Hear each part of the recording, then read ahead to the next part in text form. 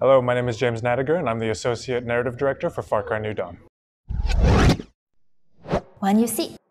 Far Cry New Dawn is a standalone sequel to Far Cry 5, 17 years after a global nuclear catastrophe, and the player is a new player character coming to Hope County to help the survivors there fight back against the Highwaymen, a group of scavengers that go from place to place, taking all the resources and all the food and stuff, and the Highwaymen are led by Mickey and Lou, twin sisters. It's a standalone experience. If you've never played Far Cry 5 or played Far Cry, this is the perfect chance to jump in and see what Far Cry is all about. Or if you have played Far Cry 5, you can come back to Hope County that's been transformed and see how it's affected old friends and old enemies.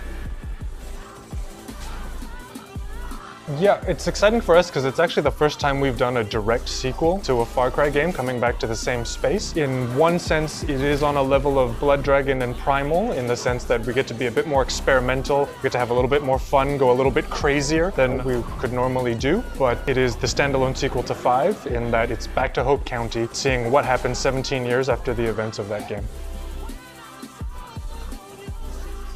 Well, when we were coming up with the end of Far Cry 5, when we decided to actually make one of the endings a doomsday, we got really excited because we've really wanted to bring Far Cry to the apocalypse for some time. We think just a post-apocalypse setting lends itself very well to Far Cry's sort of style of gameplay, a beautiful open world filled with dangerous animals and vicious villains. And also, we were building a place in Hope County and a cast of characters that we really liked, and we wanted to see them again, but in really different circumstances. So in that respect, even though we knew the apocalypse was going to be the end of Far Cry 5, we knew that the story was going to continue beyond that. Yes, absolutely. Both the specialists you need to bring back to prosperity, as well as the guns for hire you can go out and recruit to fight alongside you. There's a good mix of returning characters from Far Cry 5, as well as newcomers to the area who've migrated there because of like environmental disasters in other parts of the world. What's fun about New Dawn is, for example, Pastor Jerome was in Far Cry 5, but he wasn't a gun for hire. But we think people really liked him, so in New Dawn, you can actually recruit Pastor Jerome now and he'll fight alongside you. And other former guns for hire like Grace Armstrong, in the 17 years since 5, her eyesight's gone, so she can't fight anymore. But if you recruit her for prosperity, she'll help you build weapons, she'll help train your guns for hire, so she'll still contribute to the player's progress.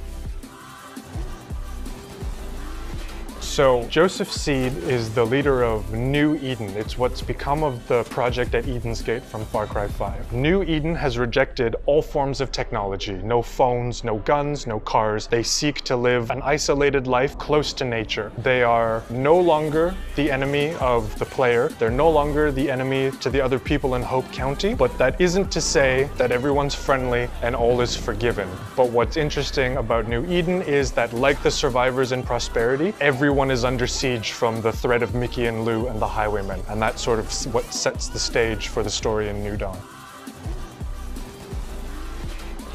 Sure. So 17 years has passed and there's been a lot of disruption and a lot of radiation. All the animals have been affected. For the most part, it's on a very surface level. You might have seen the pale white deer with the red antlers. What we see in the real world is that sometimes when radiation enters a space, it disrupts sort of color patterns and stuff. But Far Cry has always had sort of epic animals, and in Far Cry New Dawn, we have a series of what we call monstrous animals. It's a selection of predators that have developed sort of new natural defenses in this environment full of radiation and bliss. They've been transformed to be the most dangerous predators around.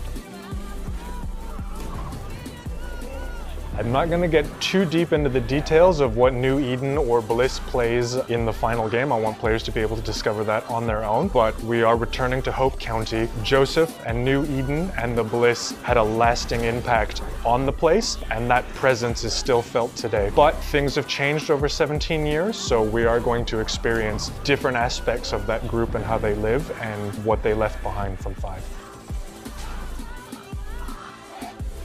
So we have a lot of new gameplay elements that we're really excited about. We've introduced a light RPG approach in your weapons and your enemies. Because this is a world where you can't buy stuff from the store anymore, everyone has to make the best of what they can find by scavenging around. So as you're roaming the world collecting crafting materials, you'll be able to craft weapons. And if you improve your weapon workbench, you can craft better weapons to take on tougher challenges. The challenges you can see in the way the Highwaymen look. A rank 1 Highwayman doesn't have any body armor, has very very simple weapons. They don't pose much of a threat, but they're still dangerous. But when you get to the rank 2 highwaymen, you start to see a little more body armor, you start to see helmets, they start to pack a little more punch. So that's really one of the big loops of the game, to scavenge, build, and then tackle bigger challenges. The other thing we're excited about is the Outpost Escalations. Outposts have been a part of Far Cry since Far Cry 3, and you've always been able to replay them in like a menu or a mechanic. We've built that mechanic into the story of our game. The outposts are where the highwaymen hoard ethanol. There's no more gas in the world that we live in, it's all gone stale. Ethanol is the liquid fuel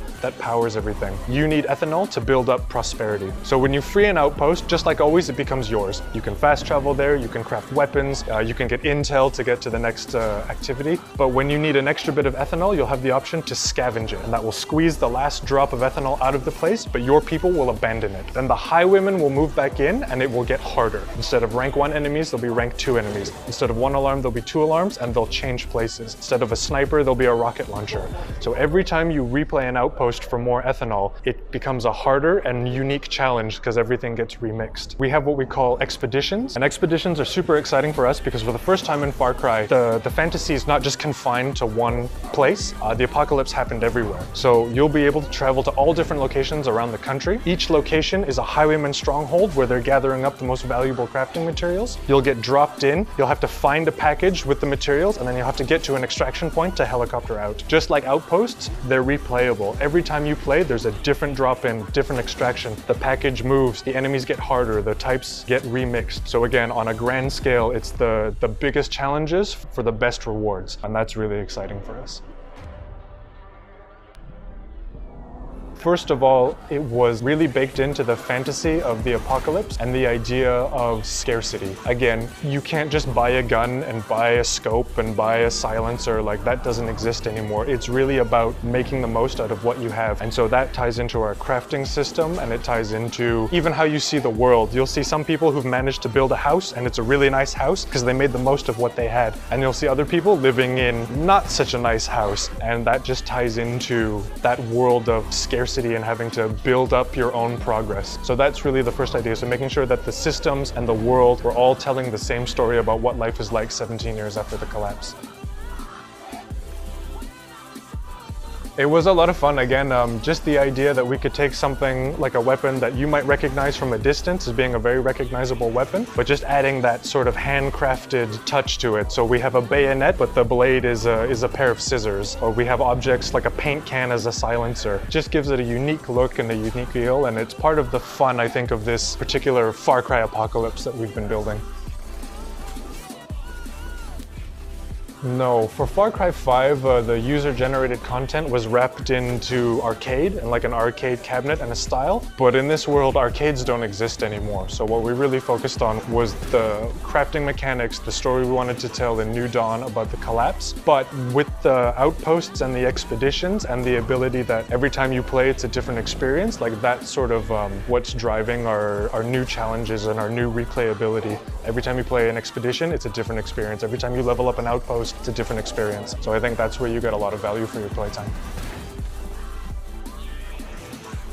Far Cry New Dawn's co-op is going to function the same way as Far Cry 5's co-op, in the sense that story progression is going to be kept with the host, but the client's progression will let you keep perk points, any crafting materials, and any ethanol that you find. Because this economy is so driven by crafting materials and ethanol, every time you play with a partner, even if you're not progressing your own story, when you go back to your own game, you are rich. Back in Montreal, I was playing a bunch of expeditions with my creative director. I had just started a new game and he was a little bit further along. So we spent an afternoon playing expedition, and when I went back to my own game, I leveled up prosperity like crazy. I was able to craft like better guns more quickly. So I definitely think that there's a more tangible advantage to the co-op experience, and that anytime you invest in that game, it's gonna pay back in riches.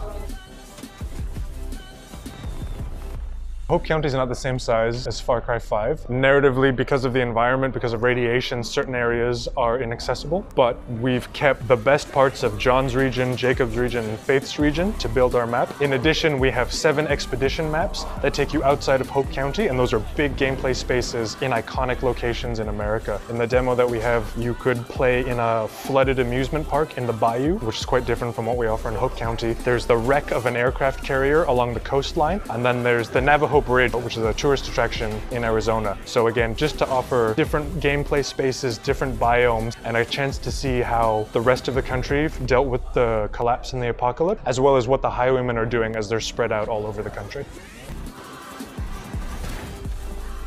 No, so Far Cry 5, the progression was measured in the resistance meter because the main push of the story and the theme of the story is that you were helping a big county full of people rise up against an oppressive force, and that was how we tracked your progression. In Far Cry New Dawn, it's a story much more centered on survival and scavenging, so progression is mostly measured by how well Prosperity is doing. As you explore Hope County, you need to bring back specialists to Prosperity to offer more expertise and to rally the community, and that's also how you progress your own player character. If you want to invest in the weapons workbench, it means you can craft better weapons to take on tougher challenges. If you like playing with guns for hire, you can invest in the training camp facility, which means your guns for hire can get stronger. If you don't want to play with the guns for hire, you can invest in the infirmary for better health. So Prosperity is what drives your own progression, and that's what lets you take on Mickey and Lou.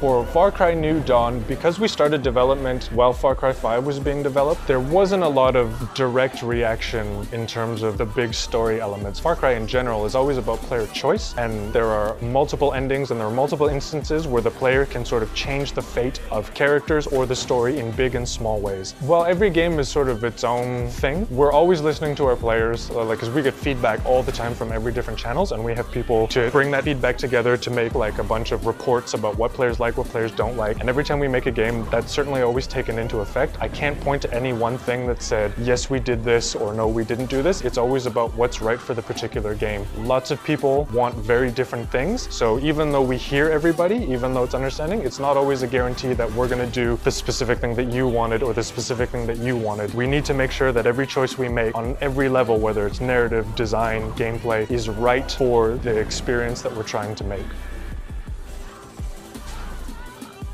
No, there's no XP. Your progression is with perks, but just like you can sort of customize Prosperity to suit your playstyle and needs, it's the same thing with the perk points. If you're into stealth, then you can invest them into the takedowns, into being like more silent when you crouch. If you want to go loud, you'll invest your perk points into carrying more explosives or more ammo, that type of thing.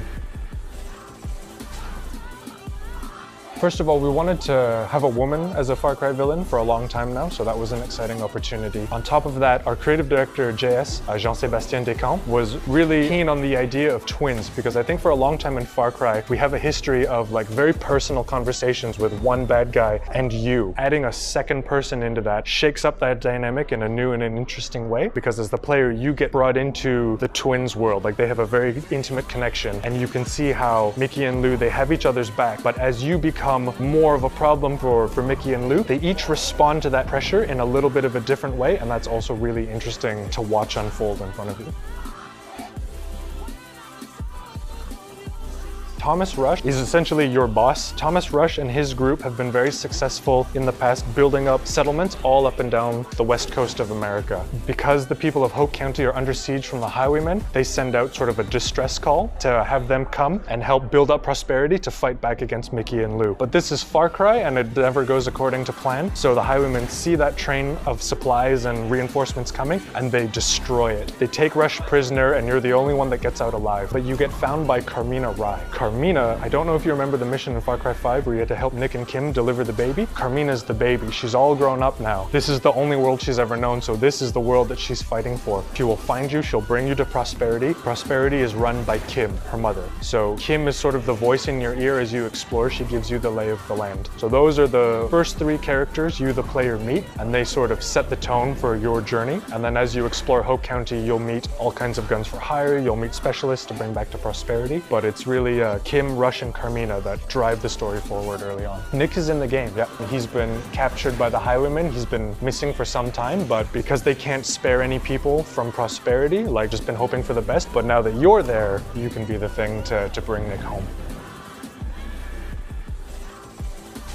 The highwaymen are split up into their own little groups, sort of like bikers. So when you go into expeditions, you sort of see like what the highwaymen are up to in the bayou and what the highwaymen are up to in all these different places. So I wouldn't say it's like one giant army versus another giant army. Really, it's about the clash of two philosophies. When we were researching different models of an apocalypse, we consulted several meteorologists who specialize in like doomsday scenarios, from like one bomb to all the bombs and everything in between. So when we were crafting our doomsday, we found that overwhelmingly there would be sort of two paths to survival. If you were on a piece of land where you could grow crops or you could hunt wild animals, you could start a life where you could rebuild and make a decent living for yourself, right? You would live off the land and it would be tough, but it would be possible. But the highwaymen don't know how to grow things and the highwaymen don't know how to build things. So the other option is to take. All they know how to do is just take stuff. That's how they survive. So really what we see in Hope County is less like one army versus another, but a clash of different styles of survival. Are you going to be selfless and help each other build a community? Or are you going to be selfish and the ends justify the means as long as you get to survive for one more day? Yes, Mickey and Lou are the main threat of Far Cry New Dawn, and they were kids when the bombs dropped, so they were taught from an early age that like anything is justifiable as long as you get what you need to survive, and that sort of built up in the highwayman sense of ethics, like that's how they survive. So they go from place to place, they hoover up all the resources, and when they've bled a place dry, they move on to the next place. And what they found is that Hope County is almost like a perfect oasis, like it's got everything they need, so they've sunk their claws deep into it, and they don't want to go. Yep, as you progress the story, you'll learn more about how they became who they were, and you'll be able to find like little audio files in Outpost and see how they treat their troops, because how they talk to you and how they talk to the highwaymen are very different. So if you explore, you'll get to know a little bit more about them. So Mickey and Lou are the leaders of the highwaymen in Hope County. They're twin sisters, so everything they do together. They have each other's backs no matter what, and all of their people know that. You can't cross one without having to worry about the other. In different parts of the world, the different groups of highwaymen have different leaders. And every now and then, all the leaders come together, just like bikers, you know what I mean? Like they'll come from all around the world for like a demolition derby to have some fun. But in Hope County, Mickey and Lou are the threats. Just like Far Cry 5, it's mostly just the body type and the voice. Once you get that, you can sort of customize the avatar clothes any way you like. Just that we're really excited for players to get their hands on Far Cry New Dawn. The apocalypse is something that we've wanted to bring Far Cry 2 for a long time, and I think we've created an apocalypse that only Far Cry could make. The other thing that I think is important, that it's a standalone sequel. If you've never played 5 or you've never played Far Cry, this is the perfect opportunity to jump in and see what we have to offer in terms of gameplay. Or if you have played Far Cry 5, it's a perfect chance to come back and revisit a place that might have been very familiar, but that's been radically transformed, and to see how that transformation has affected both old friends and old enemies. But I think it's going to be a really good time.